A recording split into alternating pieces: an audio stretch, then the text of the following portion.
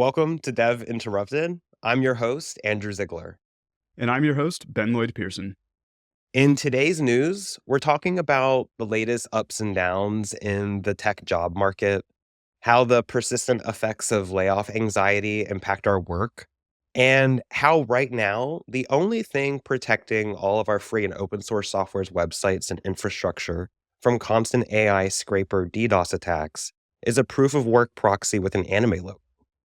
So, Ben, what do you want to talk about first? An anime logo. Well, that caught my attention, but I actually want to talk about that last story first, or simply because you and I both have worked on open source in the past. So it's kind of Yeah. something that holds true to us in particular. So what do we have there? You hit it spot on there is that open source is really important to you and I, and it's the backbone of our world, really. In this article from Niccolo Venerandi, it shows how AI scrapers are aggressively targeting free and open source projects like SourceHut, KDE, GNOME, Fedora, like big names that are the foundational parts of the infrastructure that powers our modern world. And these types of attacks or DDoS attacks coming from AI scrapers, LLM scrapers, collecting information off their doc pages, sometimes going through their Git repos, looking at every single possible file, Git blame, Git diff that you could look at in an open source project repository, and sometimes doing it multiple times. This kind of effect is really kind of causing free and open source software development to slow down, crawl, be very unresponsive for folks. And it's actually kind of wild to see how quickly it has impacted the abilities for developers to actually work on those projects. And we're seeing that there's a lot of AI companies that are ignoring these like conventional web standards that I mean, when you really think about it, they're not even standards. It's more like a gentleman's agreement when you have like a robots text file. It's like generally speaking, we've all been honest enough on the internet to, if you have a scraper, to respect the contents of that. But now we have a new type of scraper that's powered by AI, and they're just ignoring those things and doing their best to actually actively evade detection. All these models, like, they need tons of data for training and for all the context that they pull in, but they really don't have like any sort of incentive to do it in a responsible way other than like keeping their data source from like crashing and dying. And it's like the thing that really bugs me about this is that, open source is built on this concept of transparency and doing things in the open. And it's like that very thing that makes open source so awesome is what is now putting them in the crosshairs of these AI bots. Yeah, you couldn't have put it better. And the thing that also makes open source awesome is the same thing that's ultimately going to protect it as well. Because from all of this, there's been a tool that's emerged that's helped some of these infrastructures, these websites, protect their files from these kinds of DDoS attacks using a new proof of work type of CAPTCHA. It catches the bots that prevents them from actually causing all of the inefficiencies on their systems. And this tool, it's called Anubis. It's kind of cool because it does the same thing as the Egyptian god from the mythology that it's named after. It weighs the soul of the incoming HTTP requests using proof of work to stop AI crawlers. And that's the same as how in Egyptian mythology, Anubis weighs the heart of the non-living to decide their fate. So no gnome or llama or penguin mascot here. And Anubis, it has an anime logo. That's the funniest part about it is that right now, anywhere you can go to a lot of these, FOSS websites, and what pops up is this anime logo that checks that you're human before you can go in. Strangely enough, this reminds me of Eternal September. Like, I'm getting that vibe from this situation. So for anyone that may not know, that's back in the mid 90s. In the Usenet community, they got used to having, like, every September, all of the college students that would get access to Usenet for the first time in their life would flood the airwaves trying to learn how to actually use Usenet. And then you had this moment where AOL gave everyone a Usenet connection when they signed up for their service. So they called it the Eternal September because you had this endless stream of people trying to learn something new for the first time from this community. And that's kind of what we're seeing here with these bots, right? Like, it's instead of the AOL masses, it's the AI masses that are descending on these websites and constantly pulling the same data sets like over and over again. But I mean, it really is like, this is not going to be sustainable. Like, we really do need to start thinking about how we responsibly give AI access to data. Like it doesn't make sense to constantly scrape a web source over and over again. Like if you need that data, you probably need to like store it yourself, for example. I mean, it's kind of urgent. Like this Anubis kind of feels like it's a nuclear reaction. It's like instead of dealing with it, we're just like doing what we can to shut it down and then try to like pare back from there. Exactly. That's kind of the core of their problem is that all of the approaches they can take also harm actual users, maintainers, developers from accessing and using the tools. And so there's not an easy way to win. So let's move on. I want to talk about these programmer jobs vanishing because this has been a little controversial when I've been talking about this out on social. So, what can you tell us about that story, Andrew? Yeah, so this story talked about how more than a quarter of computer programming jobs are simply vanishing.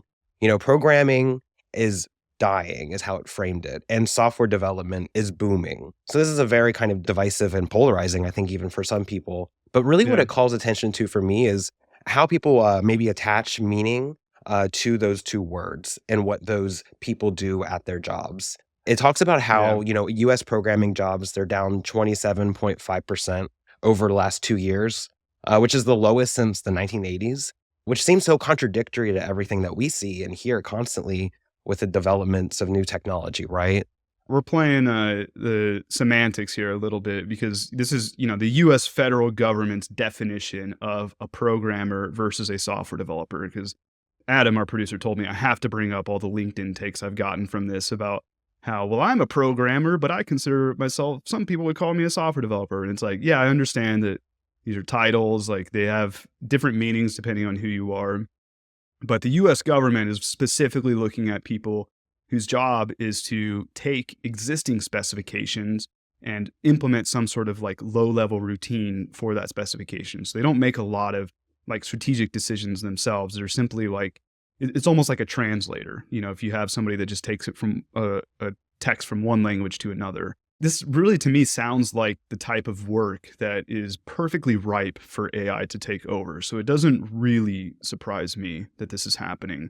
And I don't really know a lot of people today that I would consider a programmer according to this definition.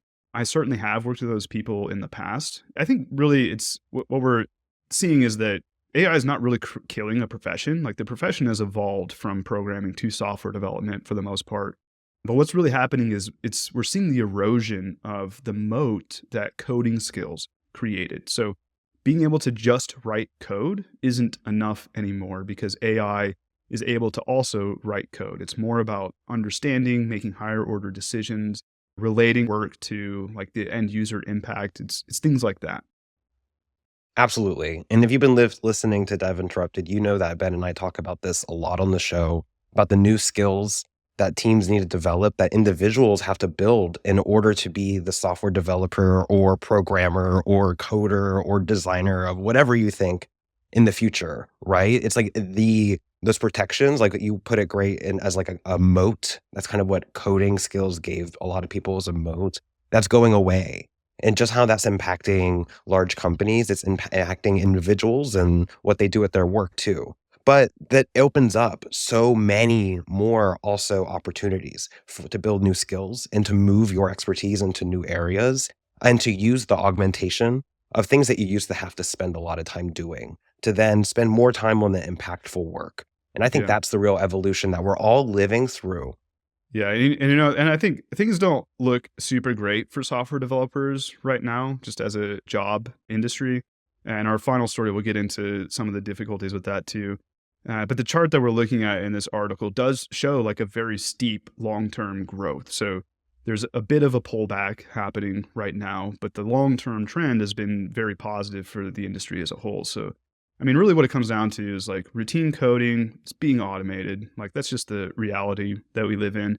And it's the developers who have that like system design thinking, the ability to integrate with AI capabilities. Those people are still going to be thriving in the market. What you just said, Ben, reminded me so much of what our recent guest, Dr. Ashori, said on the show. She talked about how the roles that will have growth in the future, the roles that have opportunities, are the decision managers. So the action doers are evolving into the decision managers. And that's the same thing that we're seeing here from this article. Yeah, yeah. Thanks for giving me a chance to say the thing I've been saying over and over again, that everyone's a manager now. You need to learn how to manage your AI. So, Yeah, uh, precisely. And if you've listened to this and you have some thoughts too, definitely please come find us on LinkedIn. We're talking about this stuff constantly and not just here on the podcast. And we'd love to hear what you think as well. yeah, absolutely. So let's get into our last story about layoff anxiety. So this article addresses how layoff anxiety is impacting employee confidence and pushing it to a rock bottom in nearly a decade. Talks about how 1 in 3 Americans have layoff anxiety. And the 1 in 3 Americans that experience that, of them, remote workers were more likely, twice as likely actually, to feel that anxiety compared to Wow. people that were in the office. And amongst everybody surveyed, Gen Z were the ones that were most anxious and had the most anxiety about layoffs. And so this really kind of indicates really where the anxiety is in the market and why they feel those insecurities. Ben, what did you think about this article? As a remote worker, I did previously make a decision to live in a city where I knew if remote work dried up, that I would still be able to get local opportunities. I've since been fortunate enough that I feel comfortable enough with remote work that I don't think that's the reality anymore. But these like January, February layoff waves in the tech sector have sort of become like a tradition at this point. Granted, this article is about the broader industry, right? But I think there are still some parallels we can bring into software development, because based on what I'm hearing in my network from engineering teams, is that this year's wave did feel like it hit a little bit harder than it has in recent years. Like practically every engineering leader that I've spoken to has been focused on efficiency. They're not really thinking about growth. They're more thinking about cost cutting, how to do more with the same or less, or the same with less. Today we're in sort of this period of like relative stability in terms of like the economy. When you look at like interest rates, I'm not going to talk about the stock market. That's a different thing. But interest rates have been fairly stable for a while, but we're still in this like wake of the zero interest rate, free venture capital money effects. So I feel like there's still a ways to go. Like things aren't really getting worse in the tech sector, but we still haven't fully recovered from it. Another thing that was interesting to me that the survey pointed out was how the workers that were surveyed discussed how they would change or evolve their role in order to stay at their job or to find more security within their job. In fact, 46% of people that were asked, they were willing to take on more responsibilities. 69% of them even said they would prioritize that security over their long-term career growth. So definitely a lot of people feeling the stressors in the economy in terms of their employment, especially with recent layoff waves, as you've said, hitting every year. But really my takeaway from this article too was going back to what we talked about a moment ago with evolving your skills. Because I think Hmm. that's one strong way to impact your layoff anxiety. Because of course, ultimately layoffs, when they happen, they're outside of your control.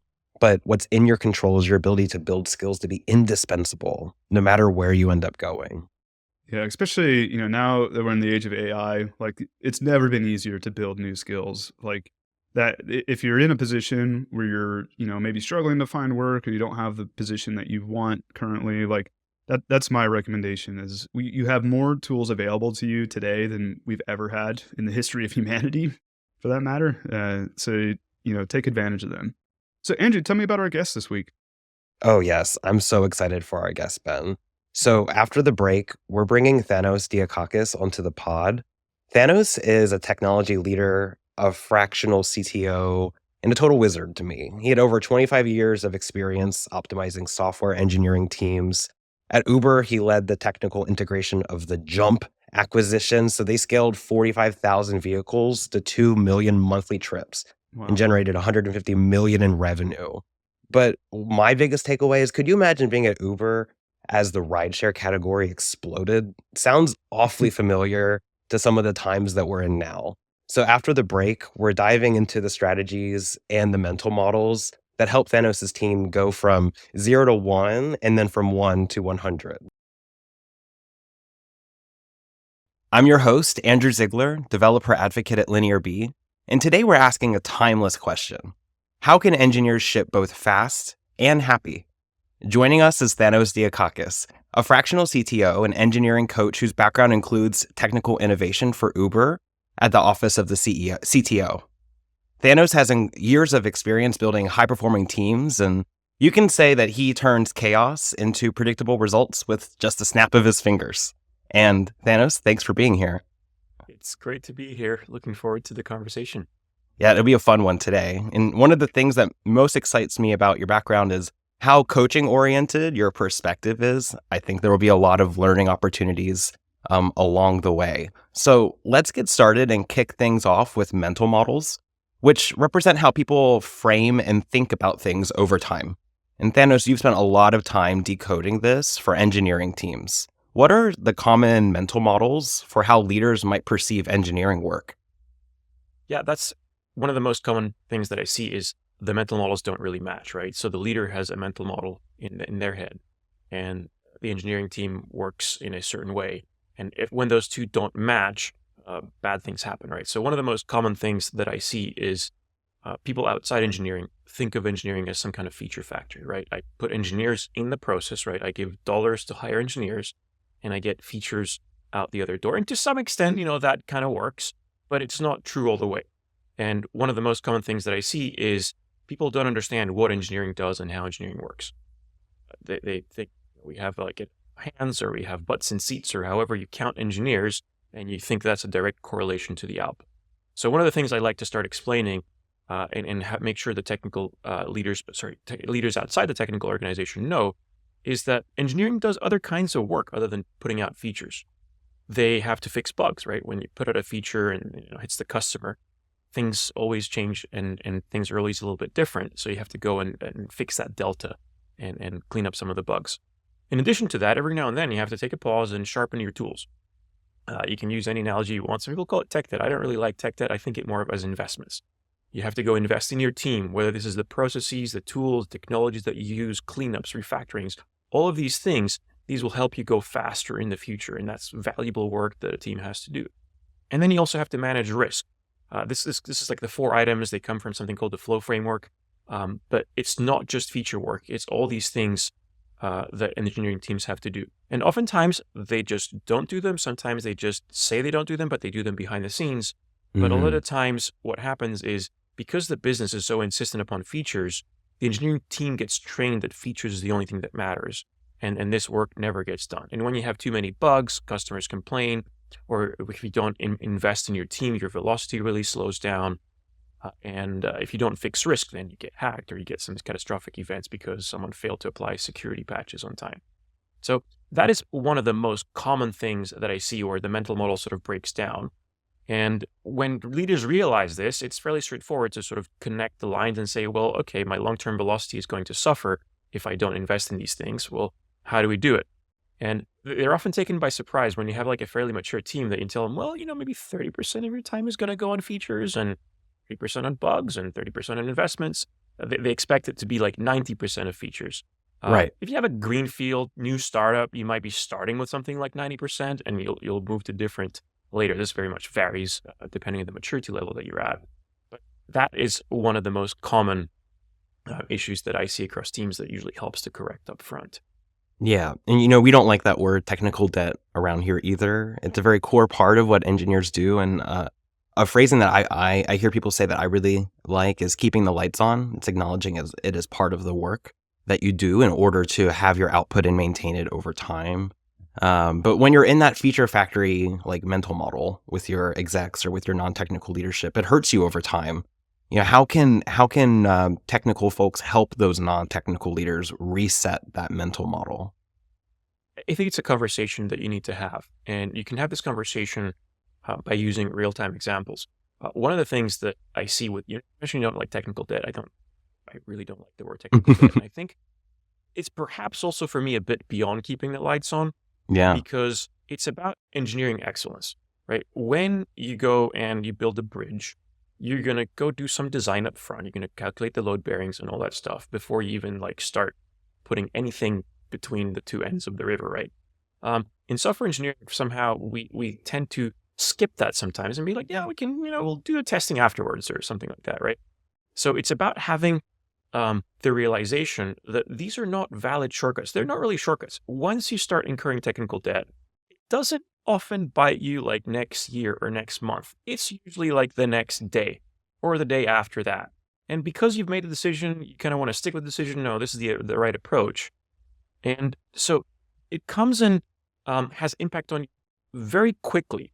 And I bring this back to your question. I think you can use these examples to go back to your leadership and go, look, we tried this, and 3 days later, this is what happened. So this is how we should do it to do it better. And these are all the other activities that we have to do as part of engineering to make sure that we're shipping things in the right way. Shortcuts are often really not shortcuts. And as you start pointing this out and going from first principles, you can get to that. Now, It is about pushback. pointing it out, right? It's about connecting the dots between the problems. Yeah, and it's not as much as hey, I told you so, but it's like, let me show you the right way of doing this thing, and let me show you how this Right. actually works. And I think you can also present trade-offs to the business that help them, right? You can say, hey, maybe instead of, we have to do these other activities, and instead of shipping that feature in a crappy way in 2 days, it will take us 3 days, but then it'll be repeatable, and you can ship the next one 3 days later, and the next one 3 days later. And now we have this lead time from idea to actual implementation that is fairly quick, unlike maybe what we had when we were building and adding this technical debt, and now we have to pay all this interest, and we have to deal with the outages, and people are distracted because they have to go fix bugs. Because Mhm. if we do it right, we don't actually have to go back to it much, or we have to go back to it a lot less than we had before. So it really helps our long-term velocity. Right, because it's incorporated into the process you're already doing. It's already well educated across both sides that this is part of the work. It's not just new feature, new feature, new feature. It's about maintaining it over time. Yeah. And I really like the way you described it as being a bridge, or like if you're going to build a bridge before you put anything over the water and connect the two sides of land, you got to do a lot of work. And imagine if we built bridges like how we built software. That would be scary because we would build the bridge first, and then we would do the testing and see what goes wrong with it or what happens. And it's kind of crazy to have that comparison, but at the same time, there's a lot of software that gets built that is just as critical to human and human lives as bridges. And so it's definitely a really interesting mentality to apply. Do you think that on the engineering teams, they have some mental model work to do too? Is it maybe more than just the executive that has to change how they think about it? I think so too. And it's hard to put this in a politically correct way, but I think we as engineers have often failed because we have accepted these requests. So if you told whoever's responsible for a bridge project to start sending the traffic, and you put the guardrails afterwards, because in the beginning there's not going to be that much traffic and people are going to be careful, so it's fine. Right. Most people would say, no, there's no way I'm doing that, and I would quit before you do that because people are going to get killed. In software, we're like, yeah, let's push it out. We're at the tests afterwards. No problem. And I've been guilty. I've said yes to it sometimes. Now, I'm as I've had more experience and been burnt more, I'm now more empowered to say no. And you know what? That's not a responsible way to do software engineering, and I will not do that. Now, it's hard, right? Because you don't always have Right. that luxury of being able to go and say, no, I'm not doing this. And it's especially hard because I think we've developed into a culture where this is somewhat the norm. I think that's something that I would like to disrupt a little bit as best as I can by having conversations of this. This is not cool. It is not acceptable to put things out without testing, without documentation. And we're not talking about going to extremes, right? We're not saying you write a feature for 1 day and then you spend 10 days doing other stuff and, you have to have the perfect documentation with the perfect grammar and the nicest formatting. But there are some basics that have to be done before you can consider something complete. I agree. And so maybe once you've done that work and you and your engineering teams are on the same page as your non-engineering leaders about how you should think about building software and the amount of energy and time that people need to invest in it, then what's the next step for building that engineering success over time? Is there like a way to then build the velocity once you have the buy-in about, okay, we have to do this work to keep the lights on or do more? Yeah, I think there are practical things that you can do as you move into, okay, now we've changed our thinking a little bit, and let's see how we go about it. I want to start with one more mental model before we jump into how, Oh, yeah. which is what is important here, right? And if you think of a business that writes software, something along these lines is true, which is we deliver value to our customers through software, and we get paid for that in some way, right? So we ship some new feature that is value to whoever is using this feature. we make money off of that, whether it's subscriptions or new software versions or however it works. But the general gist is the benefit here is in shipping. Yep. The benefit is not in doing work. Doing work doesn't get us into anything. The benefit is getting the feature in a usable form, a good feature in the hands of our customers. And what you see in a lot of places is they have this pipeline model where you start off and maybe you have some kind of user research, maybe you have then some design, maybe that has the product, maybe then it goes to engineering, maybe you have QA, sometimes you have operations that will deploy the software separately. And you have this pipeline where a feature goes in the pipeline and it has like 5 or 6 steps before it comes out. And maybe it's not 5 or 6 in all place, maybe it's 2 or 3. But by the time it pops out, the first phase has moved on and is doing something else, right? So maybe 3 features down. And this keeps everyone busy. You have this very pipeline model where everyone has work to do. And if everything was flowing smoothly, everything is happening in parallel, and you can be spitting out several things as soon as they hit the end of the pipeline. The problem with that is it never really happens like that in reality. Because what happens is when you ship something at the end, you find a bug, and the bug now has to go all the way back to the beginning and be like, oh, we didn't think of this. How do we fix this? And then now that will create a gap in the pipeline as that whatever work was being done isn't being done anymore. And that might skip and hop in some other places in the pipeline and jump around. And that doesn't really end up with good result. The pipeline ends up breaking. You have lost context because you may be several weeks ahead from what had happened when you first shipped the feature to when you're going to revise the feature. And it turns into a big fat mess. So I'm saying this because one of the things as we go over the different phases of how to actually implement this is focus on the goal, right? Focus on what is important in shipping. You don't want to be locally efficient where everyone is busy in their little cubicle doing their thing or running in their in the maze. What you want to make sure is that you've organized your teams in a way that they can actually produce results. So that usually means small teams. If you subscribe to team topologies, that would be the stream-aligned teams, they call them, that have cross-functional. They can do stuff inside that team. They don't have to have many other interactions with other teams. So with that said and done, I like to break this in 4 linear steps. Now, they're kind of linear. You kind of may have to jump around sometimes, especially if you're a bit in the more mature phase, but it's easy to sort of break this down into a linear way. And they're iterations, quality, complexity, and last is planning and predictability. So let's break this down because that's a lot to take in at once, right? Yeah. First step is iterations. What we want from a software team is to be able to go from an idea to software in customers' hands in a fairly quick period of time. This could be days, this could be a week.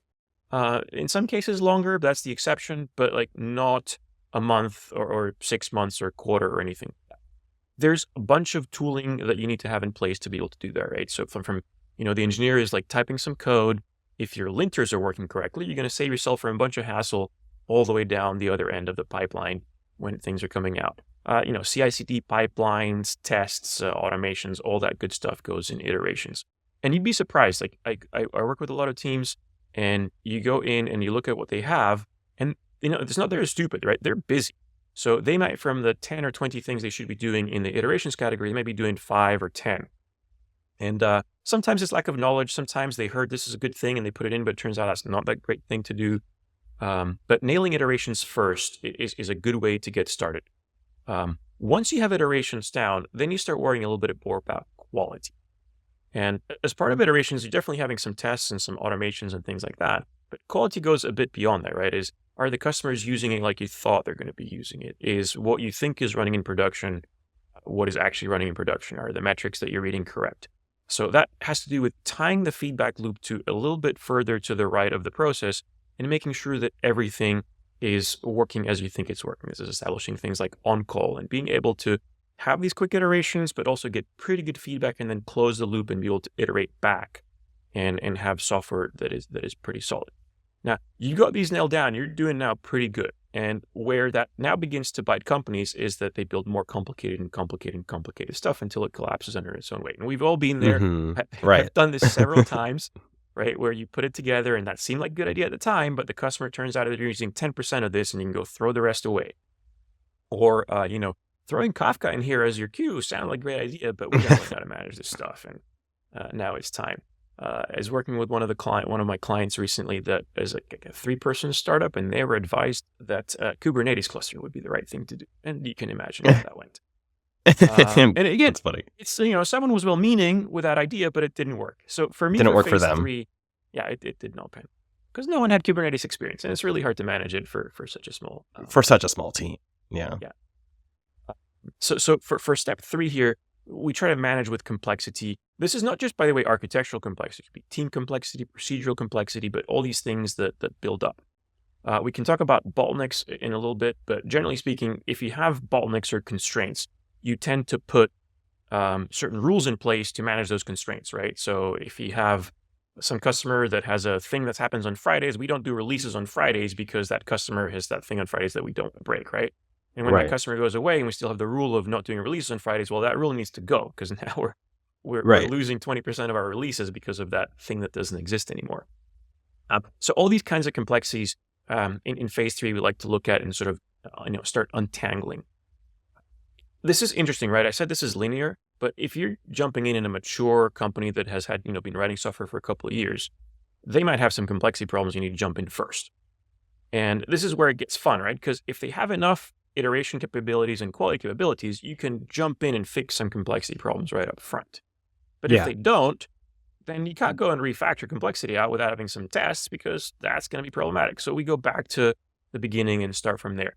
But sometimes if you have enough capabilities, you can go fix your top complexity problems with whatever iteration capabilities you have, and then jump back a little bit and fix your iterations. Yeah. So we got iterations, we got quality down, we now have mechanisms to managing complexity. So we've got a pretty good loop.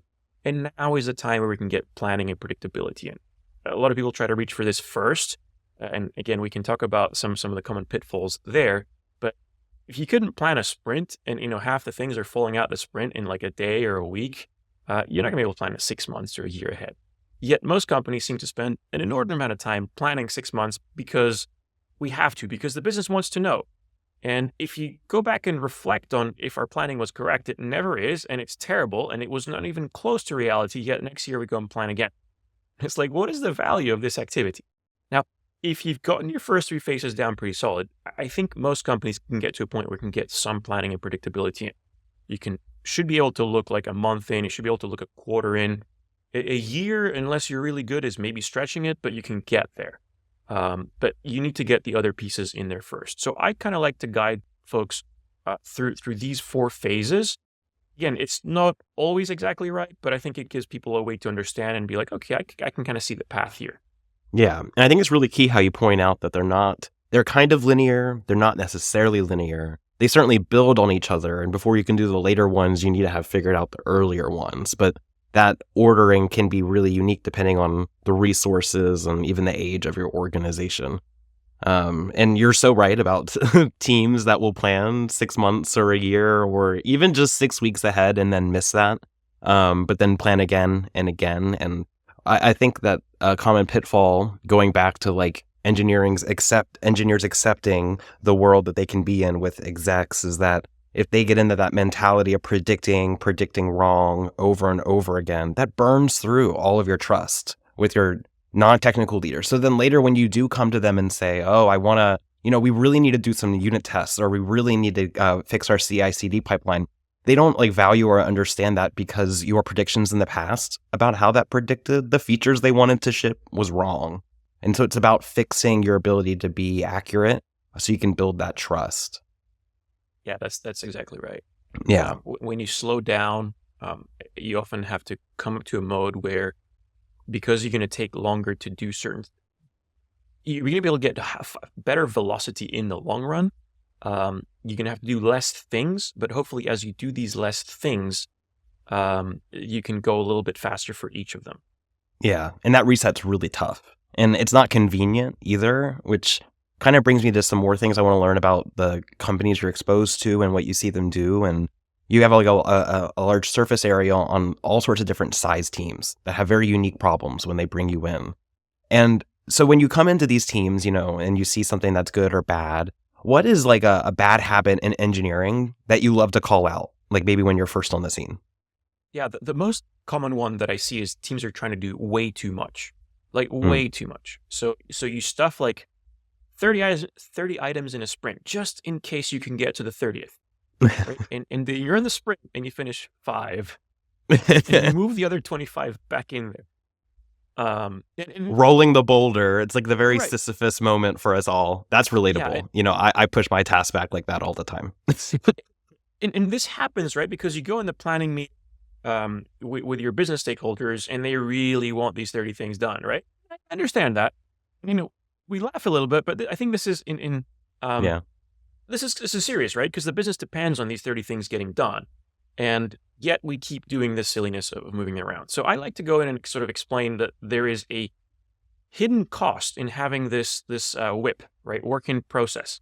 And by the way, some really wise person, Drew, told me this, that it's not work in progress, because if it was progressing, we wouldn't be talking about it. It's work in process. It's in the process, but nothing's happening to it. Because we've got these I like 30 that. items and they're just sitting there. These items have a cost because we will spend a little time on them. We will spend a little time looking at them. Same thing as work in process in a factory, right? You'll trip over it. It will go rusty. You will misplace it. And at the end of the day, if I put these 30 items in, I worked on 2, I shipped the 1, but the other one I didn't work on. Well, guess what? The priorities next week are different. So the one that I worked on and I didn't finish it, it's not going to get shipped, and that work was thrown away. So a lot of teams kind of that I advise, like, you just drop the sprint model, right? The sprint model was useful 20 years ago when we were doing 6-month releases, and doing 1-week release or 2-week releases was earth-shattering. But now it's more like, I think most teams are selling better with like a Kanban model. We will pick things off the pile, we will work on them, ship them, make sure they're good, then we go pick something else off the pile. And that makes the business side uneasy, but when you show that because you're not distracted, you can pick something off the pile and get it done quickly, that also enables you to be agile with a small e for me. If I say agile, it's always with a small e. Because when the business has decided they want to do something else, then you haven't spent time on doing the thing. You can just grab the next item off the pile, whatever they decided the next item is, and now you're really being agile with a small a. Now you're really being nimble. So that's one of the first things that I like to go grab and look, can we do more by doing less to begin with? Right. So they're chomping at the bit. They have that 30 ticket sprint. They're going to get as much of that done as they can. They get 5, right? So the teams are over planning and they're under delivering. And if you then pause, hit the reset, scale it back, and maybe you're just going to pick up the 2 or 3 things or 4 things you're going to actually get done this week. What do you think is a mistake that you see people do when they're in that state and then they try to then speed back up? They're used to doing those 30 ticket sprints. It's the instinct there it's palpable. Yeah, the speed versus delivery is an interesting one, right? I think a lot of people confuse. They think the trade-off is I either get speed or I get quality. And I don't think that's necessarily true, right? It could be that if you're going too fast and you don't have the process in place, your quality is going to suffer. But the idea is to move the trade-off curve where you can move fast and have quality. The problem with slowing down for quality, the most typical thing you see for slowing down for quality is we're going to have a thorough regression test done by hand at the end of this release to make sure that what we're putting out is not crap. And you usually find out 2 things. You're not as good as you think you are in finding these mistakes, so you're probably going to put them in production anyway. Yeah. And your customer's going to have to sit with that bug for all this time that you're doing your thorough QA analysis, right? So if you had some better way of having more automated testing that actually finds the bugs better than people do, then you can become again more nimble, because when you find the bug, you can turn it around and not have to wait for 5 days for a long QA regression, and then you can ship it again. So the thing that I try to help teams here is start thinking these not as a trade-off, but how can you get both of them at the same time and start making the changes to your team to get in that space. It's not easy. It is hard. It takes some, figuring out, it takes some analysis, like where were my bugs? Where are my bugs coming from? Why are we making those bugs? And doing this analysis and then jumping back and doing the process changes necessary to do that. And let's talk about that need for speed, that instinct to go fast. And at the beginning, I introduced this by saying that when teams are happy, they ship faster. And this is something that we see and hear all the time on the show.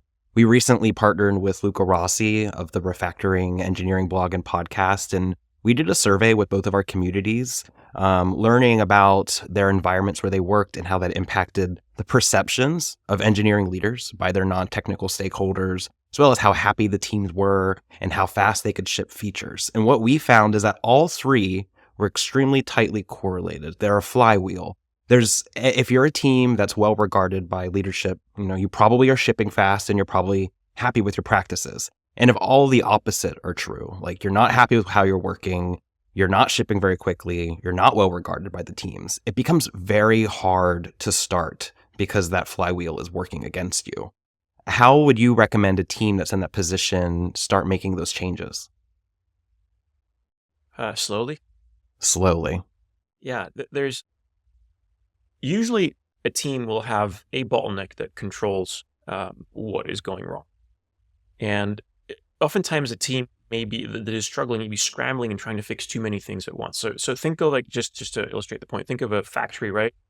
Software is more complicated than a factory, so we'll make this a bit more complicated in a second. But if you have like a sequence of machines that makes a widget, and the bottleneck is somewhere in the middle, if you improve to the left of the bottleneck, you're going to jam that machine and it's going to be overloaded. And if you improve to the right of that machine, they're going to be starved for work because the thing before it is the bottleneck. Now, in software, this is a bit more of a web than a linear thing, but it's generally true that there's one thing somewhere that is constraining.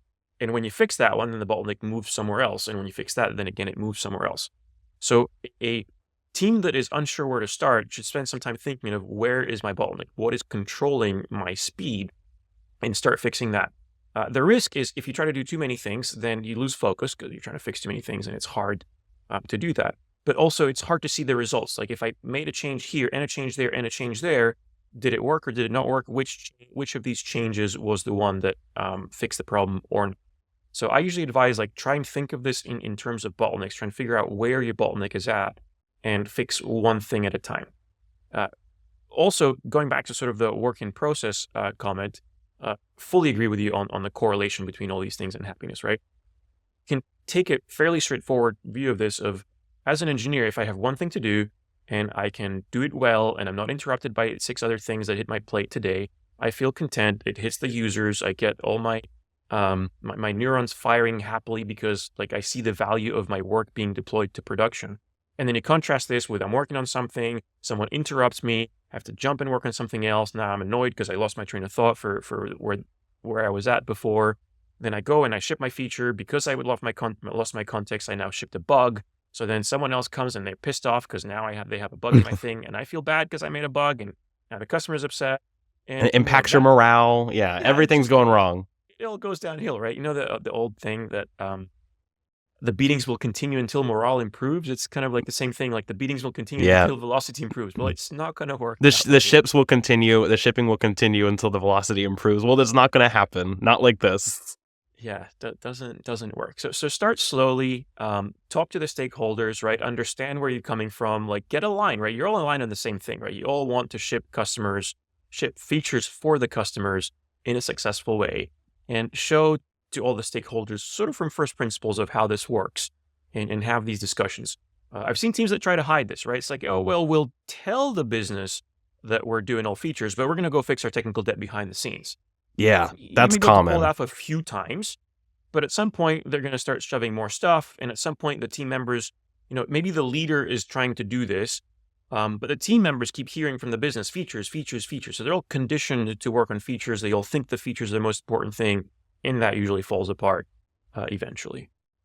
So if you're an engineering leader who's trying to connect all the pieces of this conversation to foster that positive team culture, there's a lot of different places to start. It sounds like, from your perspective, it's about starting on that iteration. It's about finding the bottlenecks. That way you can speed up, but do so in a sustainable and even way.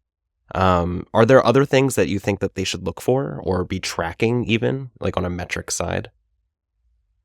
I think we've covered sort of the way to think about it and sort of the route by which to go through. What I would stress for this point is that you, as the leader, you're kind of stuck as the interface between your team and the outside world. And you have to be careful and diligent in managing both sides of that equation, right? You have to do all the good stuff we talked about to explain how the engineering team works to the outside world. And then you have to explain to the engineering team what is important and how they should be rewarded and how to do that, right? So there's not any sort of disconnects and you have like the feature trained team or anything like that. And as with anything with leadership, it's communication, right? You got to say it like 100 times and you're going to say it all over again because what is it? It's culture beats strategy every day. Yeah, culture eats Okay, strategy for strategy for breakfast. breakfast. That's the one, Yes, right? that's the So one. if your culture is developed in a certain way, you can keep making any strategy you want, just repeating it as many times as you want, but until you get people doing it, and that turns out to be the culture of the place, then really very few things are going to happen. It's about hitting that reset button, finding the culture that works for you and your organization, and ultimately driving towards engineering happiness. Do you see a correlation in the teams that you work with when engineers are happy with everything's going well for both sides? Absolutely. I mean, it's like night and day. I think most engineers went into engineering because they enjoy the craft of building things and they enjoy building Absolutely. things right. No one came out and went, hey, I want to be a software engineer because I want to write crap. They all enjoy the process of creating software. So it's really sad to go to places where you see people burnt out and people so unhappy. So when I first went solo and started doing the coaching business, I started off with what people want. People want efficiency. So I went out and like, look, we'll go with engineering efficiency, engineering effectiveness. And very quickly I realized, well, no, there's a very important feeling here, which is everyone is frustrated. Not just the engineering team, but everyone seems to be frustrated. So we have to address with this. So now my pitch is it's effectiveness and happiness, and those go together. You cannot have the one without the other. Yeah. And in like the modern world too, you're seeing a lot of teams that are experimenting with new tools that try to alleviate workflows for their engineers. Are there successful habits or practices that you see teams picking up right now that's alleviating these stresses for their teams? There's some stuff that's happening with tooling. So for example, all the AI coding tools, Yeah. they can make my life easier engineer because I can probably get some stuff done faster.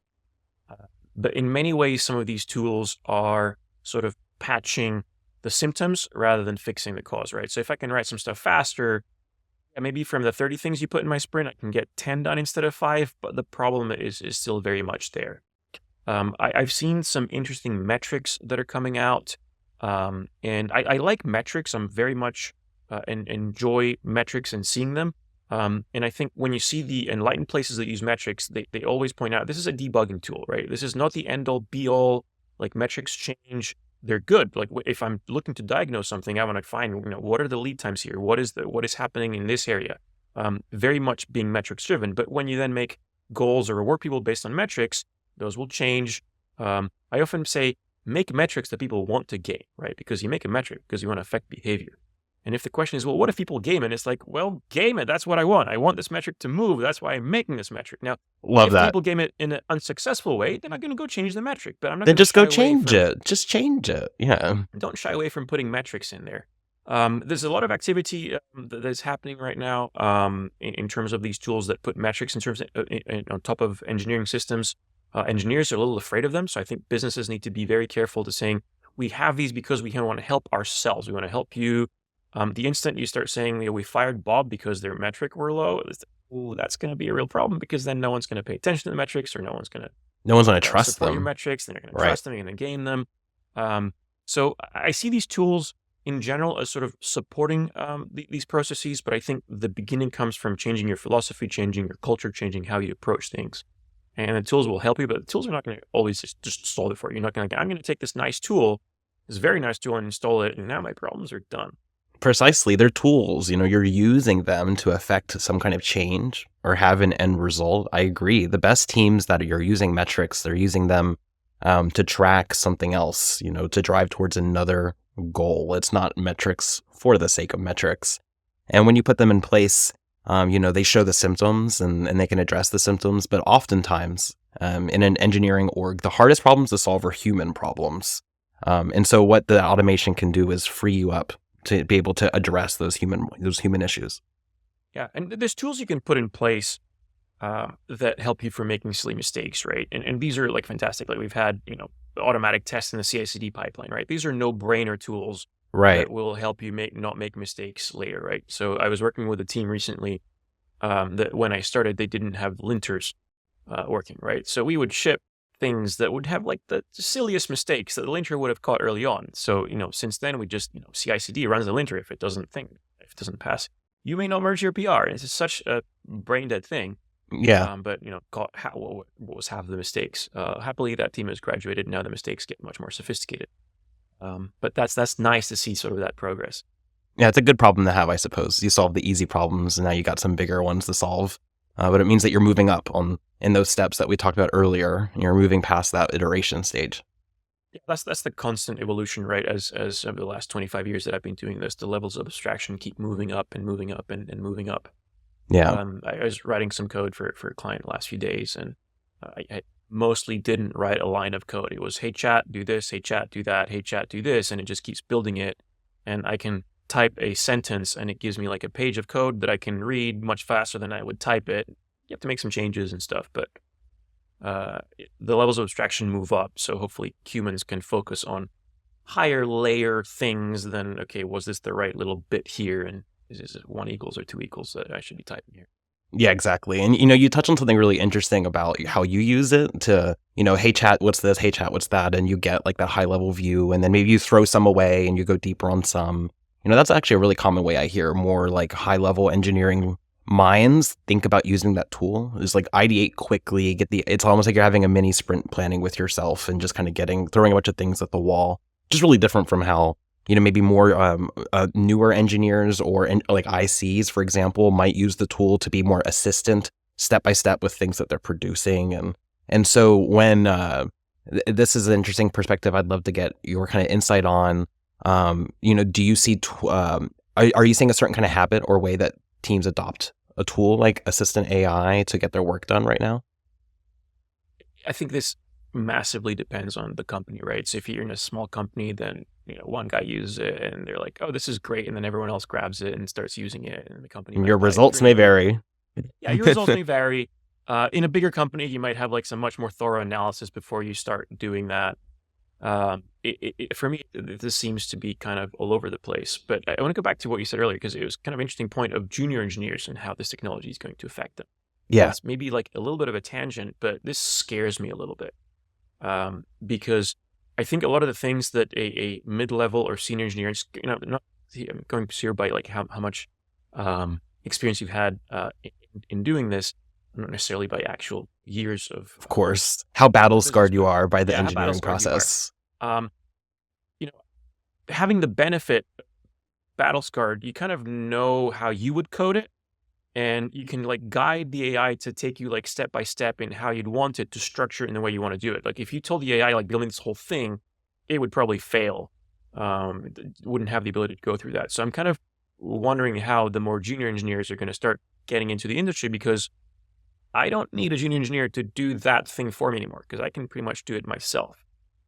So we may have to start changing how we train those folks to slightly different skills of maybe learning themselves of how some of this coding is done, playing at a different level with the tools, how they join companies and work inside these teams. That's going to be, I think, quite different for the coming years. So.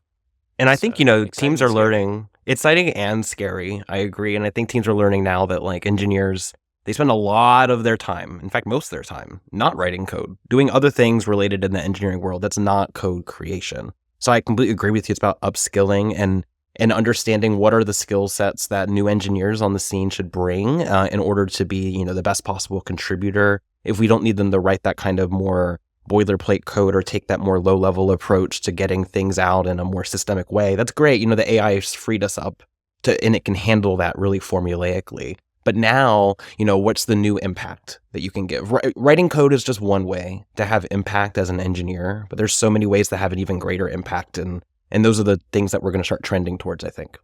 It's funny you say that, because I read a post on LinkedIn 6 months ago about how engineers probably should be spending about 5% of their time writing code. And it was one of the most polarizing posts that I've ever had. And I didn't think of it at the time I was writing it, because the main point there is, if you're in a company that is building any kind of sophisticated software, there's a lot of collaboration that needs to happen. There's a lot of discussions and meetings and that sort of thing that is productive ways of understanding what you're going to build. And the actual building, I don't know, 5% was too low, but is a small part of this. And if you're the person that wants to just sit in your cube and just write code all day, you're probably not going to be successful in one of the outfits where these kind of interpersonal things right. sort of play in there. So it's kind of interesting of how that changes given some of these tools and how companies are sort of managing that, right? We all agree that like we don't want to be in meetings all day, but like, are these productive meetings? And if I'm coding all day, am I missing out from not collaborating with people and understanding what other parts of the problem that I'm trying to solve is, because at the end of the day, most software engineering work is taking some abstract requirements that someone wrote down or told you and converting it into something very, very concrete, right? Code is extremely concrete as a specification. Yeah. And most of the times we're not doing the dumbest thing of just completely it's not like a translation. There is a bunch of interpretation that is involved in doing the work, and that depends on the context that we have. And the context is not just context that we had inside ourselves, but is developed by talking to product managers and designers and engineering managers and other leaders and other of our peers, and then figuring out how to make that translation. That's right. It's about building that context. That way you can have a bigger impact. And I think that's a really great takeaway. And we've learned so many things today in our discussion, and it's been really kind of fantastic, actually, to kind of open your head up and kind of like figure out all these different mental models and see how different teams that you've interacted with have used them, both to good ends and bad ones. And I really like the framework you gave us for building that success over time. And I think there's so many actionable takeaways in this conversation for our listeners. So I'm really excited to hear what people think. But before we wrap up, where can our audience go to learn more about you and what you do?